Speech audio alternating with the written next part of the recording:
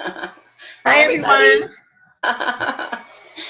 It's Dalen and Karen, and we are The Unstoppable Unstoppable Nanas. Bananas. Yay! I like that term. Me too. So it's a Saturday early afternoon this time, and we are here to continue our law of attraction discussion with you. I guess we did two of them already, right, Dalen? Yes, we did. This is our third. Wow. Yeah, good book. I hope you guys are enjoying the reading of it and picking up a copy so you can write in it. If not, you can always do the Audible account or just listen in. We'll guide you along. Oh, definitely. Well, I'm going to read the definition of the law of attraction. I attract to my life whatever I give my attention, energy, and focus to, whether positive or negative. And by reading this book, you can actually see how that works in your life. So, you want to take it away, Karen? Sure, definitely. Actually, I heard something good this week that I wanted to throw in here. We all have heard what you think about, you bring about. Well, this week I heard someone say, what you dream about, you bring about. And I like that so much better because we have all these thoughts racing around in our minds all the time. But when you dream about something, you're kind of sitting in a quiet spot, daydreaming, and maybe even intensely on purpose, thinking about what it is you really want to have in your life or change in your life. So I've been saying that all week. What you dream about is what you bring about. So So, this is week, that like having control of your dreams? yeah, I guess. How do you Except do I, that? except I had nightmares this week, so I don't know if I was in control very much or not. Today we're going to begin the three-step formula for deliberate attraction, and that you will find on page 30 if you have your book open. There are three steps. We'll probably only cover one today because we want to take it slowly and give you clear examples. The first step is identify your desire. The second, give your desire attention. And then step 3 is allow it. I learned a lot from that step when I read this a couple different times. Okay, today is step 1. Identify your desire. Yeah, it sounds easy, but you know what? It's maybe simple, but not easy. Um, Most people really don't know what they want. Or if you stop and ask them, you get a lot of, well, gee, I have to think about that, or maybe I need to make some goals. But we do know what we don't want because that's where we get to hear the whiners of the world. And the author's actually saying that is really, really helpful because when you're clear about what you don't want, you have you're more aware of what you do want. So he suggests when you get into it, take some time and really get involved in detail, like what is it you don't want. We're going to give you a couple examples today, like one on relationship and one on money. So that's the first step. Be clear about what you want. And the word contrast comes in on page 31. It's anything that you don't want, don't like, doesn't feel good. For me, it always gives me a stomach ache. And then you can, as a result, you know that it's not that great because you're either crabby or angry or just not feeling your regular calm self. So he suggests the moment that you identify, spend some time, talk about it, maybe with an accountability partner, or if you allow yourself to have enough alone time, you could even journal about it. And the thing about noticing how many things that you don't want, those are the things that are causing the negative vibration. Because remember, as we said the last time, the time before that, you can't have two of those vibrations going on at one time. When you're being positive, there's no room for negative vibration. And when you're complaining or whining about something, there's no room for positive. So it takes some learning and then some unlearning. There are worksheets Well, I think I'm ahead of myself a little bit. Hold on to that thought a little bit. We're on page 32, 33. I just wanted to read, observing contrast is essential because it helps you to become clearer about what you do want. And maybe that sounds like a contradiction, but knowing what those contrasts are really help you to find out what it is that you do want, especially when you list them side by side.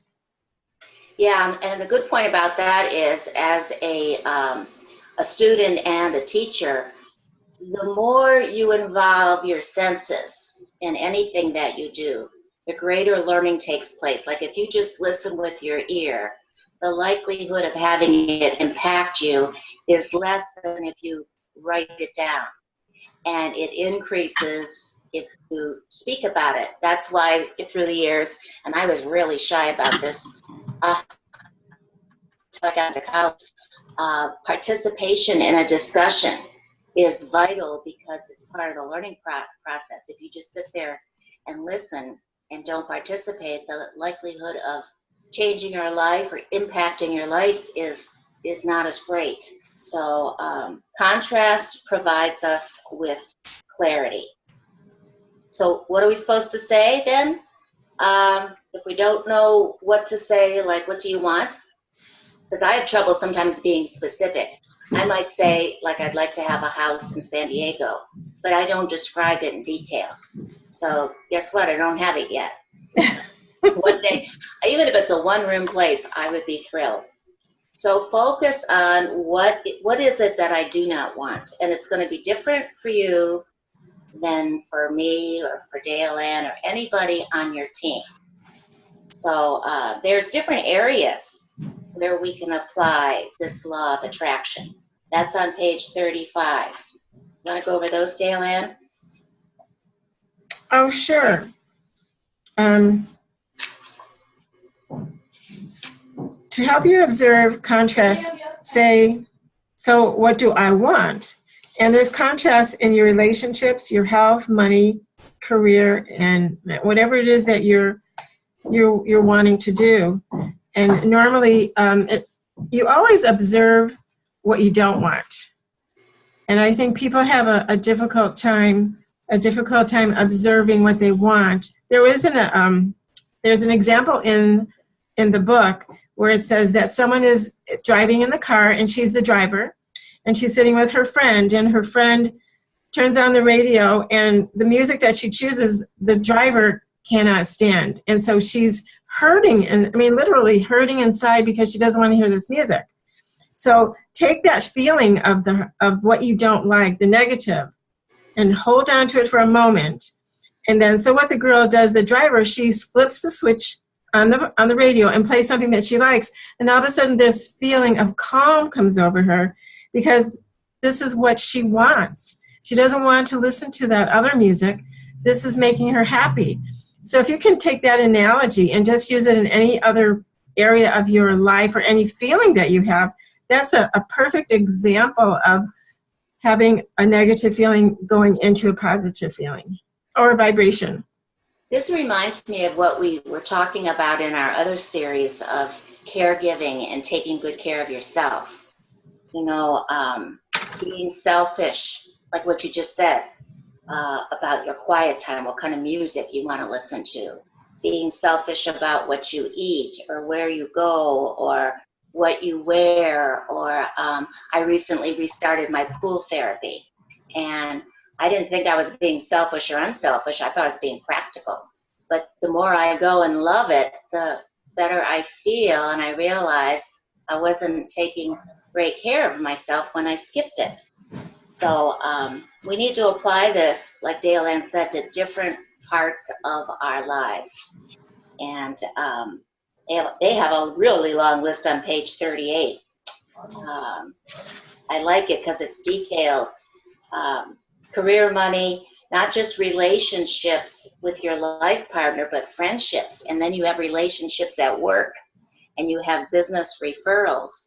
And, you know, you get to pick and choose the people you want on your team. So be particular there, be choosy. Education, health, and anything else you can think of. So here's where we begin some case studies, and I highly recommend that you take some time. There's a couple charts here, and it looks like, okay, charts, I can skip them. But there's a lot of help if you go through these charts. And what did you say, Dale Ann, where they can download some of this stuff? We'll put it on our website. Okay. But it's, I just want to give the exact.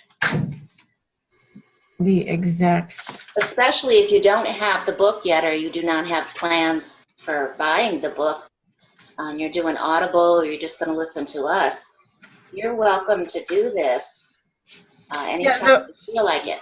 Excuse me, the webpage is www.lawofattractionbook.com worksheets. So you can find it there if you don't have the book and you want to just jump in with us and fill these worksheets out. And every week we'll be going through one of them anyway. Yeah.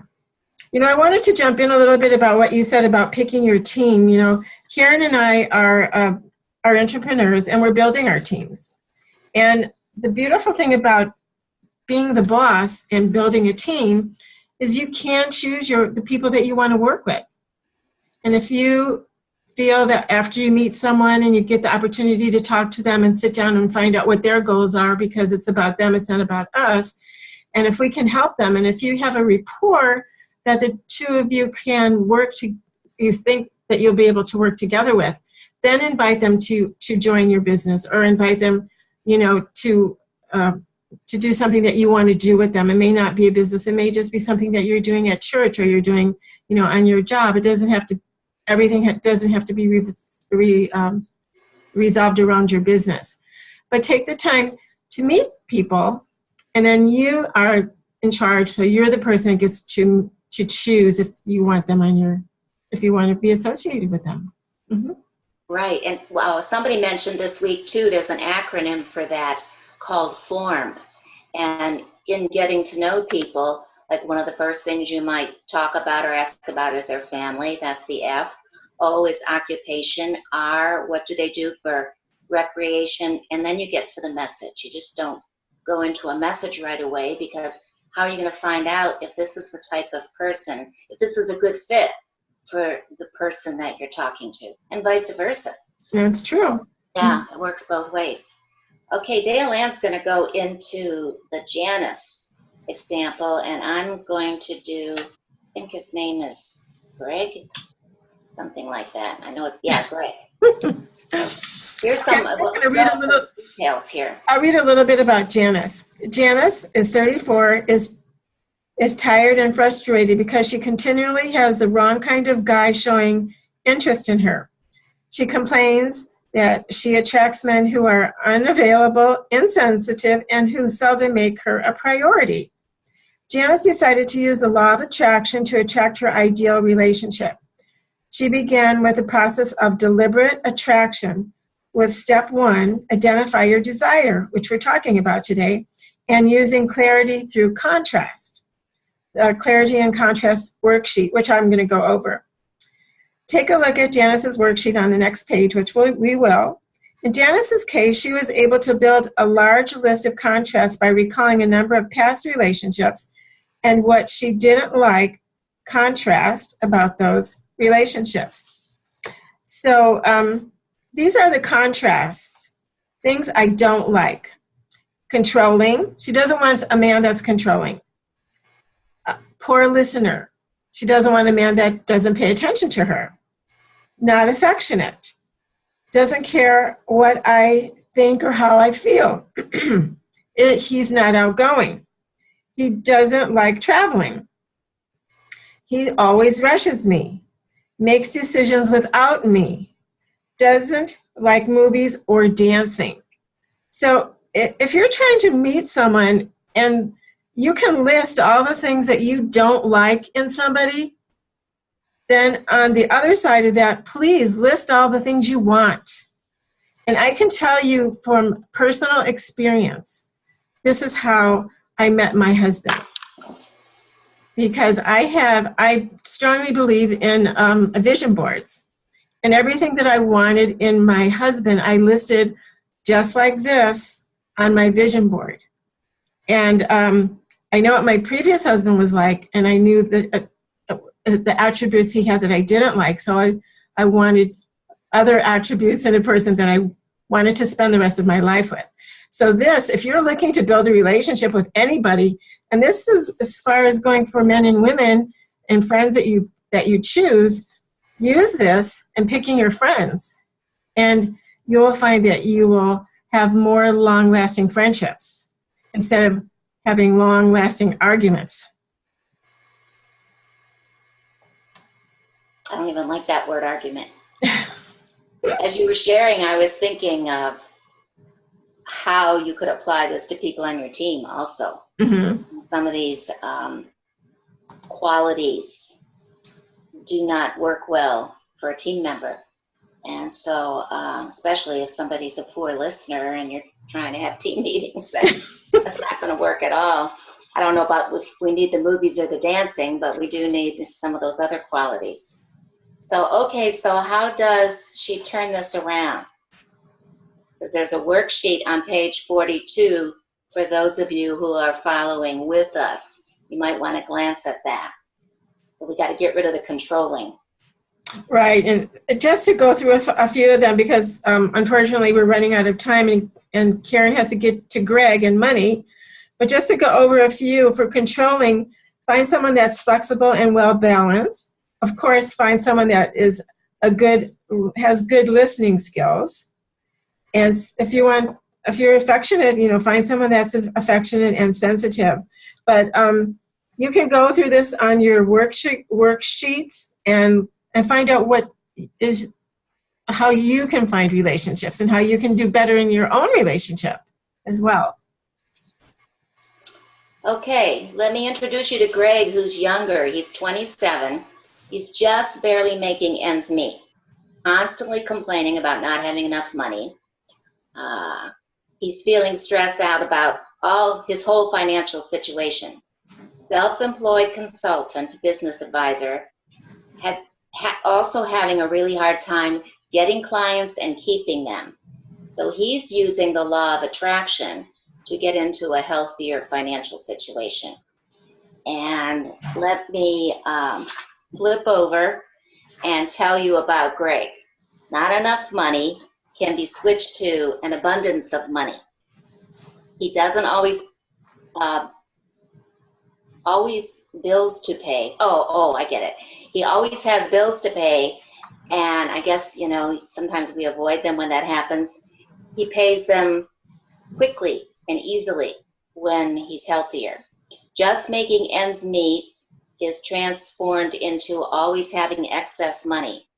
Can't afford anything he wants, always have enough money left over to purchase whatever I desire. So, and a lot of us don't have that. So maybe we need to take a look at how we're living or what we need to do to change our lives so that we do have money left over. Always making the same amount of money is transferred into a constant flow of money because the money can come from multiple sources. You don't have to have one job in your lifetime, and you don't have to stay there for 30 years. There are other options and choices out there. Money does not come easily in my family. I learned that from my family. And actually, I have been changing it. I win prizes often, and I receive gifts and many free things. That's a big change. Always struggling to pay the rent. The rent is paid on time, and money comes easily. Money issues stress me. Money and my relationship with it feels good. So if any of those positive statements I made don't describe you and your life, this is a great book to spend some time with. And that's why we're doing this, because we want all of us to be experiencing abundance and a healthy relationship with money. That was great. Yeah, I like that example a lot. So you can have the opportunity to do your own worksheet. And if you don't want to print it, you just kind of make a T on a piece of white paper and get going. So do we have time to recap any summary statements, or should we do that the next time? Oh, I think we have to do that the next time because we have 54 seconds left. If I had to do that, I'd lose my train of thought. So I'm glad you're more of that than I am. Well, I'm going to invite everyone to our www.2unstoppablenanas webpage. So please come and visit us. This video will be posted on there as soon as I can figure out and learn how to do it in a quicker manner. But look for us. Yeah, that website was born this week, so we're pretty excited about it. I know. Continue to find us on the group page and the fan page. We're posting in all the places. Yeah, so everyone have a great weekend, and then we will see you next week. How's that? Sounds great. Thank you, everyone. Thank you. Bye-bye. Thanks, Daylin. Bye-bye.